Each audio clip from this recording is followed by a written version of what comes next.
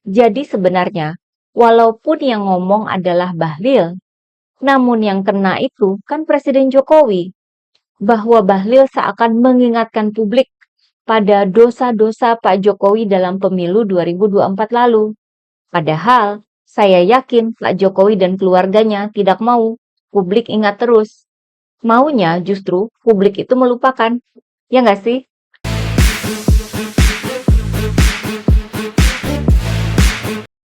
Hai teman-teman, jumpa lagi dengan saya, Nina Nor. Kita akan mengulik sosok Bahlil Lahadalia, Ketua Umum Partai Golkar, yang juga merupakan salah satu menteri di Kabinet Presiden Jokowi saat ini. Bahlil banyak mengeluarkan pernyataan-pernyataan yang menjadi viral. Dia ini termasuk yang cukup sering jadi berita ya. Kita cek dulu rekam jejaknya. Misalnya, pernyataan Bahlil pada bulan Mei tahun lalu yang memperingatkan agar para calon presiden kalau mau menang, maka baik-baiklah dengan Presiden Jokowi. Kalau jauh-jauh dan menjadi antitesa dari Pak Jokowi, ya sudah katanya, hasilnya tahu sendiri. Artinya, capres itu nggak bakal menang. Di mana kita akhirnya tahu sendiri bahwa ucapan Bahlil ini benar adanya ya. Kemudian ada lagi pernyataan Bahlil pada bulan Oktober tahun lalu, bahwa yang ngomong pertama tentang isu penundaan pemilu dan perpanjangan masa jabatan Presiden Jokowi menjadi 3 periode, yang ngomong pertama itu katanya Bahlil sendiri. Seakan Bahlil ini pasang badan buat Pak Jokowi waktu itu ya, agar Pak Jokowi bisa ngeles dari tuduhan bahwa yang mau 3 periode itu ya beliau sendiri. Dan beberapa lagi pernyataan Bahlil lainnya ya, yang intinya sangat memperlihatkan kedekatan Bahlil dengan Presiden Jokowi. Bahkan ketika Ketua Umum Golkar Airlangga Hartarto mundur dan kemudian Bahlil terpilih menjadi Ketua Umum Golkar yang baru, banyak pihak yang menilai bahwa itu merupakan cara Presiden Jokowi untuk menguasai Partai Golkar. Sampai ada wacana bahwa Pak Jokowi akan menjadi Ketua Dewan Pembina Golkar.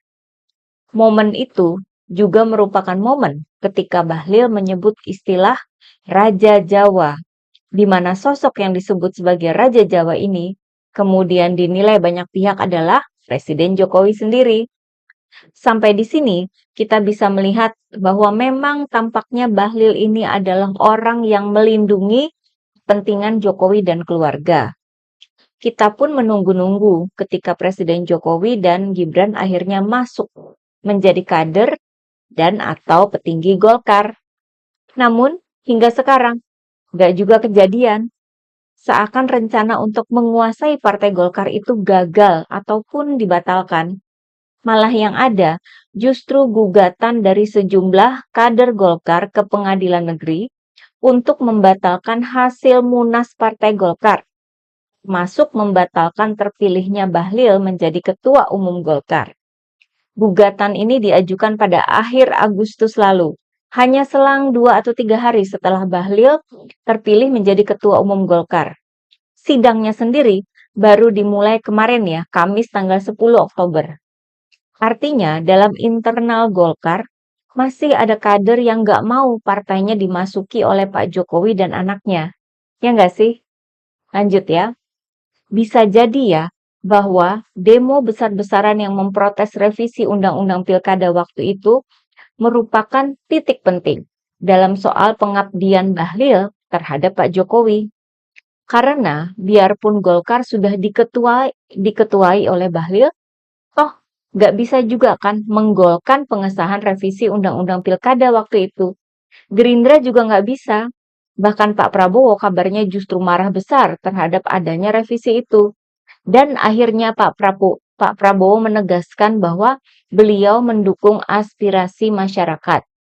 Saya kira ini juga merupakan titik penting buat semua partai ya, terutama yang tergabung dalam koalisi Kim yang mendukung Prabowo, bahwa kekuasaan itu sekarang ada di tangan Pak Prabowo.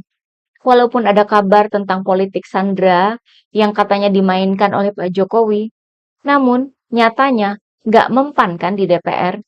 Di DPR yang dulu maupun yang sekarang, yang tidak lagi memberi tepuk tangan terhadap Presiden Jokowi. Nah, Bahlil ini kan latar belakangnya adalah seorang pengusaha ya. Ada beberapa kepentingannya yang dia harapkan berjalan dengan lancar di era kepemimpinan Prabowo. Seperti kepentingan bisnis ya, itu pastilah ya. Harapannya bisnisnya bagus. Mungkin juga masih berharap untuk diangkat menjadi menteri oleh Pak Prabowo. Apalagi Pak Prabowo sudah ngasih sinyal bahwa dalam kabinet baru nanti banyak juga menteri-menteri yang berada dalam kabinet yang sekarang. Artinya, besar kemungkinan Bahlil akan menjadi menteri lagi. Usia Bahlil yang juga masih cukup muda untuk terus berkarir di politik dan sebagai pengusaha. Kayaknya usianya itu hampir sama dengan AHY ya.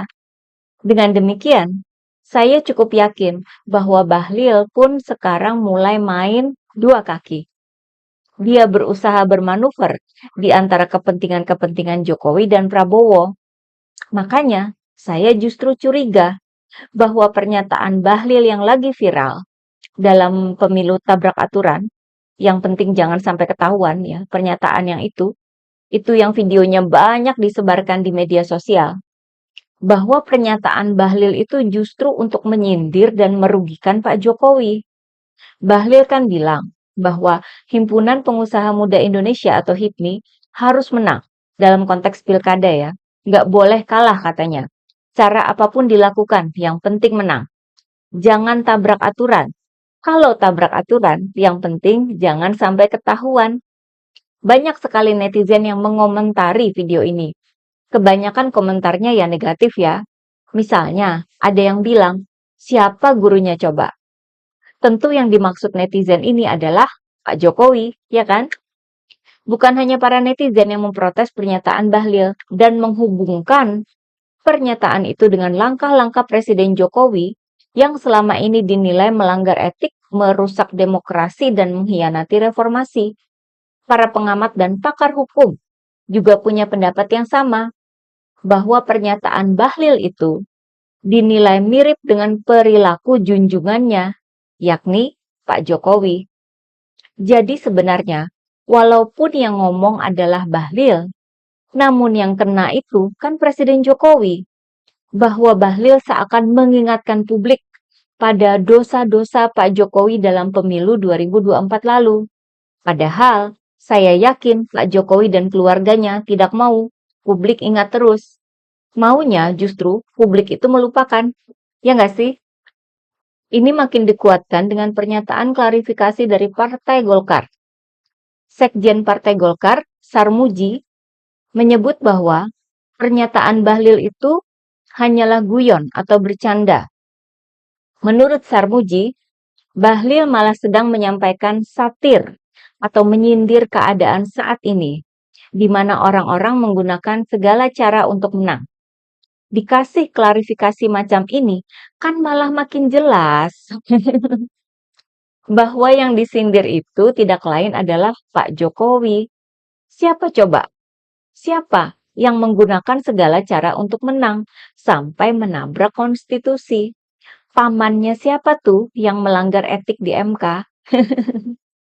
Kita pun jadi curiga ya, jangan-jangan Bahlil maupun Golkar sendiri memang sudah dalam tahap berani menyindir Pak Jokowi. Yang diem gak ngasih tepuk tangan Presiden Jokowi di DPR kemarin itu termasuk para anggota dewan dari Partai Golkar juga kan?